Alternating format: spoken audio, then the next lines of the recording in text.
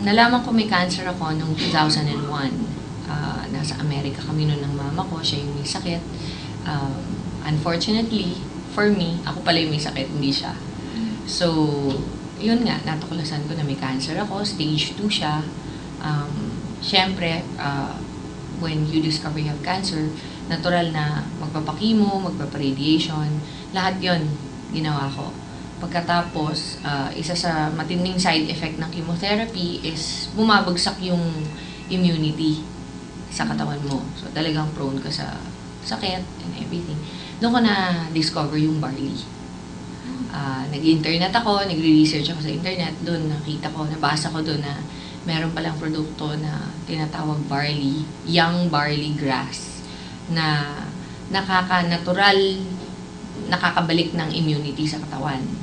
So, nagpabili ko sa Amerika, locally, tinry ko.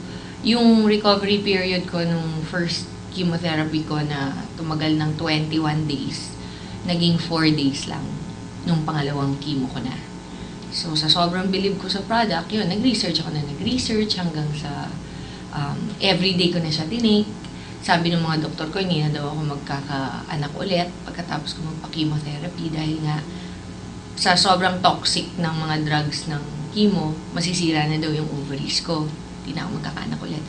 Pero dahil sa pag-take ko ng barley araw-araw, after 3 years nakalipas, bumalik yung menstrual cycle ko, nagkaanak ako ulit.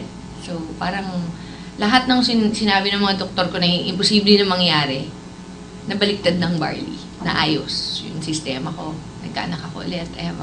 Ngayon, meron akong 4-year-old na anak na lalaki. So, and every day, hindi ako nagva-vitamins, hindi ako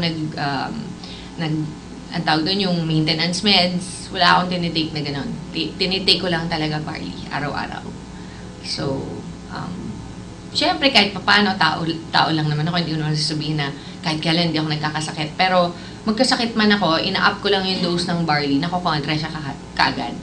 Pag masama ang pakiramdam ko, dodoblihin ko yung tinitake ko ng barley dose, kinabukasan okay na ako kaagad.